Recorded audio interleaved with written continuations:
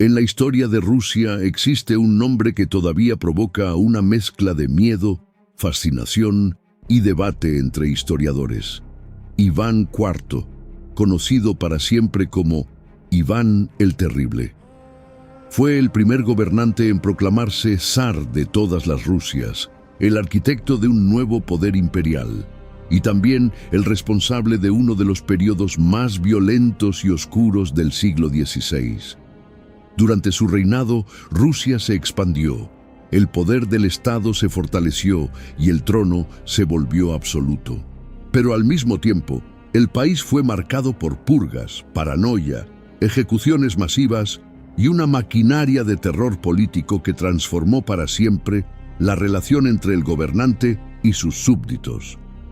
La pregunta que todavía divide a los historiadores es simple y perturbadora. ¿Iván fue un genio político que unificó Rusia o un gobernante consumido por la locura y el miedo? Para entender a Iván el Terrible hay que empezar mucho antes de su reinado, en una infancia marcada por violencia, abandono y luchas brutales por el poder. Iván nació en 1530, hijo del gran príncipe Vasili III de Moscovia. Su destino parecía claro desde el inicio: heredar el trono y continuar el proceso de consolidación del poder moscovita. Pero la estabilidad duró poco. Cuando Iván tenía apenas 3 años, su padre murió. Su madre, Elena Glinskaya, asumió el poder como regente. Durante algunos años logró mantener el control del Estado. Pero en 1538 ella también murió repentinamente, posiblemente envenenada. Iván tenía entonces apenas 8 años. Con la muerte de su madre, el joven heredero quedó atrapado en un mundo dominado por familias nobles rivales, conocidas como los boyardos.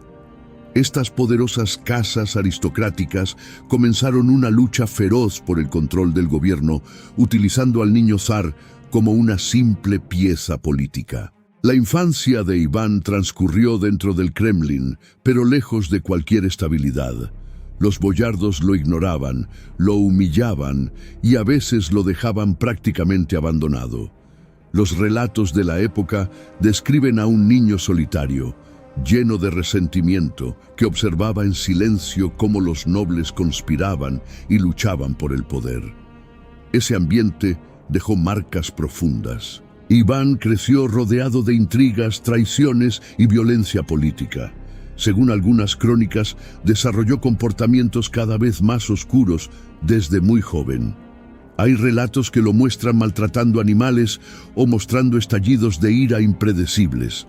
Para muchos historiadores, ese periodo fue fundamental para entender al gobernante que vendría después. En 1547, a los 16 años, Iván tomó una decisión que cambiaría la historia rusa. Se coronó como zar de todas las Rusias. El título no era solo simbólico. Hasta entonces, los gobernantes de Moscovia habían sido grandes príncipes. Iván adoptó deliberadamente el título de zar, una palabra derivada de César, que evocaba la autoridad imperial de Roma y Bizancio. Con ese gesto, Iván afirmaba algo muy claro: el poder del gobernante ruso sería absoluto. Los primeros años de su gobierno no parecían anunciar el terror que vendría después. Iván se rodeó de consejeros reformistas y comenzó una serie de cambios administrativos y legales. Se promulgó un nuevo código de leyes, se reorganizó el ejército y se fortalecieron las instituciones del Estado. Durante ese periodo, Rusia también inició una expansión territorial significativa. En 1552, Iván lanzó una gran campaña militar contra el Kanato de Kazán, un poderoso estado tártaro heredero de la Horda de Oro. La campaña fue brutal, pero decisiva. Tras un asedio sangriento, Kazán cayó. Años después, otro estado tártaro, el Kanato de Astracán, también fue conquistado. Con estas victorias, Rusia aseguró el control del río Volga y abrió el camino para su expansión hacia Siberia. A primera vista, Iván parecía consolidarse como un gobernante fuerte y eficaz. Pero algo comenzó a cambiar en la década de 1560. En 1560 murió su esposa Anastasia Romanovna, una mujer que aparentemente había sido una influencia estabilizadora en su vida. Iván estaba convencido de que ella había sido envenenada por los boyardos. Desde ese momento, su carácter se volvió cada vez más paranoico y violento. El zar comenzó a ver conspiraciones en todas partes. Nobles, funcionarios e incluso antiguos aliados pasaron a ser sospechosos de traición. El miedo se convirtió en una herramienta de gobierno. En 1565, Iván tomó una de las decisiones más radicales de su reinado: la creación de la Oprichnina. La Oprichnina fue una política y al mismo tiempo una institución. Iván dividió el país en dos partes. Una región quedaba bajo administración normal. La otra, la Oprichnina, sería controlada directamente por el zar y su guardia personal. Esta guardia estaba formada por hombres conocidos como oprichniki. Vestían de negro, montaban caballos negros y llevaban símbolos macabros: cabezas de perro y escobas colgadas de sus monturas. El mensaje era claro: su misión era olfatear traidores y barrerlos del reino.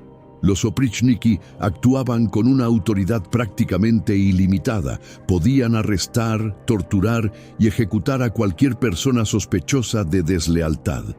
Las confiscaciones de tierras eran comunes y muchas familias nobles fueron destruidas. El terror se convirtió en una política deliberada del Estado. Uno de los episodios más brutales de ese periodo ocurrió en 1570, en la ciudad de Novgorod. Iván sospechaba que la ciudad planeaba traicionarlo y aliarse con el reino de Polonia-Lituania.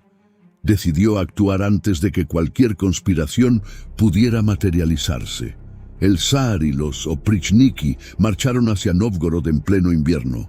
Durante semanas la ciudad fue sometida a un régimen de terror. Los relatos hablan de ejecuciones masivas, torturas públicas y miles de muertos.